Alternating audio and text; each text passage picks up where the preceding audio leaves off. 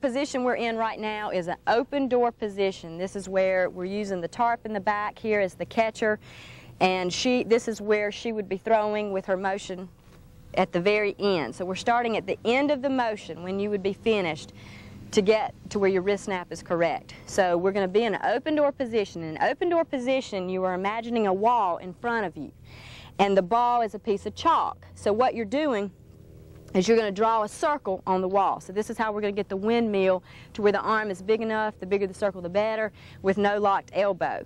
But we don't want it behind our head because then we have to come around our body, and we're going to be pitching in a plane. So we're going to imagine the wall in front of us. This is the piece of chalk. We're going to have our wrist cocked. Now this is the most important thing, one of the most important things in pitching is having your wrist cocked. The way to have your wrist cocked is to have the back of your hand as close to your forearm as possible.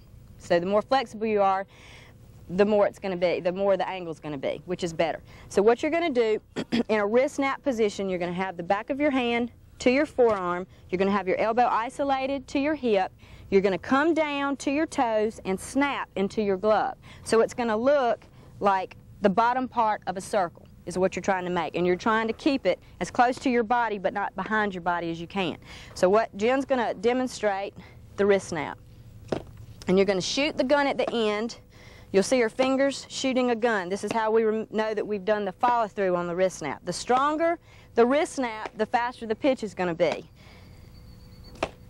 Good. And you can tell she's brushing her hip a little bit. That's how she knows she's in the plane. Okay, you can stop just a minute. Now you'll notice when she comes down, her fingertips, or this part of her thumb, is coming towards her toe, and then she's snapping the ball right here at her hip when she brushes, and she's shooting the gun. Now all this is done just into your glove, because this is what a pitcher needs to do before they ever throw to a catcher, because we don't need any aiming involved at all. So this is just working on that wrist snap. If they snap it at their hip, it will be a strike. So what we're going to do is really work on these fundamentals in order to get that. Okay, do it a couple more times.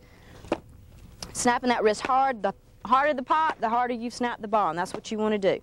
And she's shooting the gun at the end. Don't stop your hand when you do that, because that can cause you to not follow through. Okay? That's one drill, your wrist snap drill. Brushing that hip. Good. Okay?